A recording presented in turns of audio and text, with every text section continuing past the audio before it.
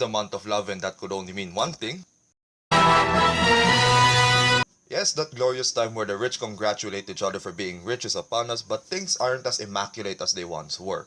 As of recently, controversy has marred this once illustrious night for the entertainment industry's biggest names due to widespread allegations of bias and elitism when it comes to determining who gets to go home with the Oscar. Motions for change only grew louder when critics started to notice a pattern in the movies nominated year in and year out because basically, people got sick of seeing the same fucking show with the most predictable of results coming in at the end of the night. This issue initially gained social media momentum when a managing editor by name of April Rain created the instantly viral hashtag #OscarSoWhite back in 2014 when the MLK biopic Selma was all but ignored save for a Best Picture nomination that felt more like a consolation prize than an actual recognition. After promising to get its shit together, the Oscars are now once again the center of controversy when they all but ignored 7 movies that, according to a bunch of critics, were all deserving of nominations in different categories ranging from acting credits to Best Picture. By ignoring these movies in particular for the most prestigious of awards, the Oscars are seen to be reinforcing the criticism of the hashtag that they are not only elitist but racist as well, as seen in the way they ignore movies with anyone who's not a white dude. Which brings us to the title of this video and asks a very important question.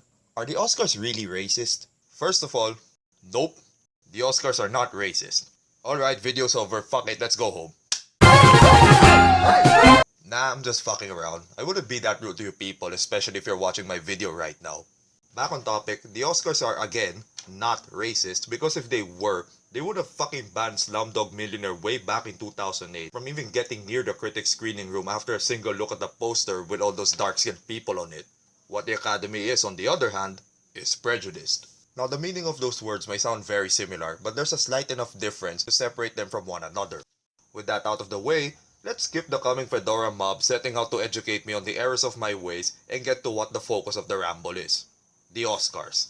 To help get my point across, I decided to put my college degree to some use and create a case study that would help analyze all the biggest winners of Oscar history. I'll be focusing on movies that were considered and snubbed for the major Oscar awards in the decades of the 2000s because these are the Oscar movies I'm honestly most familiar with, and doing so makes my life a fuck ton easier so I don't have to sift through all 88 years of Oscar movie history. Now if one were to look at the Best Picture winners from the year 2000 to 2014 on face value, it would be really easy to say that the Oscars are racist and allow only white male-centered movies to win, with stuff like Slumdog Millionaire and 12 Years a Slave being the equivalent of the token minority being allowed in the big house. But basing the conclusion on something merely skin deep would betray the complexity of the issue at hand and why the demand for change has never been louder. There's so much more to this than the wild conspiracy that the entire voting block of the Oscars is either Republican or a member of the Klan, but in reality, it all boils down to one thing: personal preference. Considering the subjective nature of art, this may not look so alarming, but if you take a second look at the biggest winners, things are actually more predictable than expected. While all 15 of these movies are indeed distinct stories of their own, they all fall under 2 umbrella subgenres I made up because again, college skills at work here. Now before we get started, I'd like to reiterate that none of these genres are actually bad, but things are so predictable in here that the Oscars accidentally turned themselves into a joke. To start things off, here's something we're all familiar with: the underdog story. Now this shit goes without saying, but in case you're new to the term, in the underdog story, your unlikely hero is filled with determination to achieve the impossible and overcome their flaws. If the Oscar movies were boiled down to their most basic elements, 10 of the 15 movies would actually fit in this genre, where determination and willpower save the day despite the odds. Just like how an anime character would somehow beat the embodiment of evil with nothing but the power of love and friendship, when in reality, that shit gets you nowhere. This may sound a bit far-fetched, but take these 3 movies for example. Upon first glance, not one of them has a thing in common, but by applying this fancy underdog formula, one might be able to see an all too familiar tale that the Oscars really love.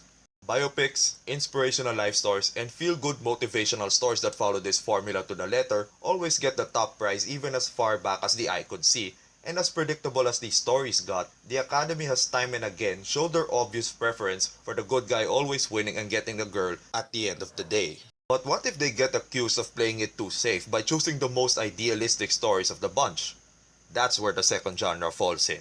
As the title implies, these stories are not driven by someone you could consider a Boy Scout, but rather by someone whose motivations are in the gray. Looking at the list again, and now, the remaining 5 fall under this particular genre.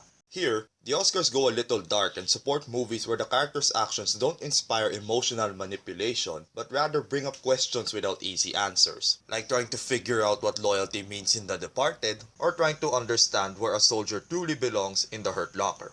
As compared to the simple nature of the underdog story, where the heroes go on a straight and narrow path to achieve their hopes and dreams, the sympathetic anti-hero is usually more self-centered, but they're not complete assholes who just shit on everyone because it garners them a fucking boner.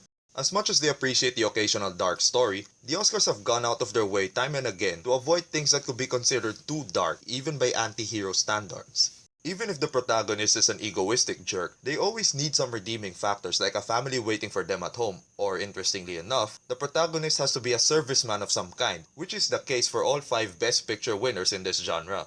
They may be bastards, but they're the bastards we need and deserve to live a peaceful life. Going too dark means the story could lose any semblance of a moral center and sympathy points from the Oscar voters, which is why notable Best Picture snubs such as The Wolf of Wall Street and Beasts of No Nation could never stand a chance against simplistic bullshit like Crash in the voting polls. The winning movies are in truth the most conservative of entries that fit squarely into the formula without straying from any of the criteria. Shit so square in here that not only does a little bit of innovation boot a movie out of the race, but anything that tries to fuck shit up completely is outright ignored. But as I said earlier, it's not just about race and skin color, because there's something that the Academy fears more than a movie with minorities fighting the man instead of being yet another set of submissive motherfuckers. What they fear most is change, with the year 2015 being by far the most blatant expression of this irrational and unfair behavior. Ever since their inception, the Oscar trophies always went to the safest movies on the block, and while they may not be bad when their individual merits are taken into consideration, they usually won over movies far superior than they were because the losing films dared to do something different. In 2011, a battle between 2 heartfelt love letters to cinema was won by the largely forgotten silent film Homage when it beat its infinitely more grandiose and imaginative competition. In 2010, a movie about British people talking about talking for 2 hours took out the competition that included many new ways to tell a story which are definitely more creative than a couple of British dudes talking over tea and royalty. In 2005, what is possibly the most basic depiction of modern-day racial tensions won all the big awards when it went up against the likes of some truly groundbreaking stuff that defied the conventions of the time period. This isn't even a new thing, as seen in many more controversial calls made in the past. In 1994, 2 genre-defying films lost to a movie whose lasting legacy is 20 different verbal ways to fuck up the name Jenny. In 1981, a movie remembered for a single scene featuring dudes running on a beach in slow motion beat an action film that would later go on to redefine its genre as a whole. And most infamously, in 1941, Citizen Kane, the film that is considered to be the greatest movie ever created, lost the Best Picture award to How Green Was My Valley, which is a movie literally no one remembers unless Kane's legacy is being discussed. The Oscars have made a reputation of being a group of like-minded people who have no intention of changing the way things work because, hey, that's tradition for you. As liberal as industry critics claim Hollywood to be, the truth is more conservative than expected. It doesn't help matters when the demographics of the voters are shown, especially when the only time they acknowledge films with people of color in it are when the stories about submission and poverty, instead of these people fighting the powers that be.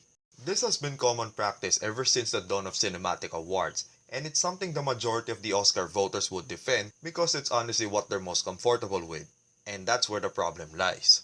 Rather than challenge the medium as a whole, this self-proclaimed cultural elite has determined long ago what should be considered as art, and they'd be damned if someone dare try something different. But if it's anything, the closest thing to a consolation prize that most regular movie viewers who aren't elitist fuckheads could get is the fact that a number of the Oscars picks are usually forgotten despite the establishment backing them up. It may be hard to believe for some, but there are really great names in the movie industry who have garnered nothing but nominations from the Oscars and have since moved on to cinematic immortality. It would be unfair to call the Oscars racist simply because they didn't vote for a few crowd favorites, but it sure as fuck is prejudiced against anything that goes against the established tradition. I'm not against white guys winning the awards if they truly deserve it, but god fucking damn it. Somebody better level the playing field a bit. Awards of artistic excellency shouldn't just be given for merely participating, nor should they be given for simply having a person of color in the cast because honestly, that would be fucking condescending. Rather, The playing field should be evened out by increasing the diversity in points of view and eliminate the elitism that stands strong up until today through getting younger voters who are more in tune with the modern times, all of whom could help properly define what's truly cinematic art in today's day and age. I don't expect the Academy to change overnight, even if they suddenly nominate every single movie that was snubbed earlier this year, because if the voters don't change, it shouldn't be that much of a surprise if we ever learn that they're still trying to fix that fuck up with Citizen Kane by nominating every single fucking movie about a rich white man's problems. But considering how the movie industry is in this constant state of change, I'd like to think that we'd all live to see the day when things improve and the movies we see win all those awards up on that stage truly represent the times we live in instead of something that appeals to a select few. That is, of course, unless Trump becomes the President of the United States. Should that happen, only one kind of movie will win. And we know what the fuck that is.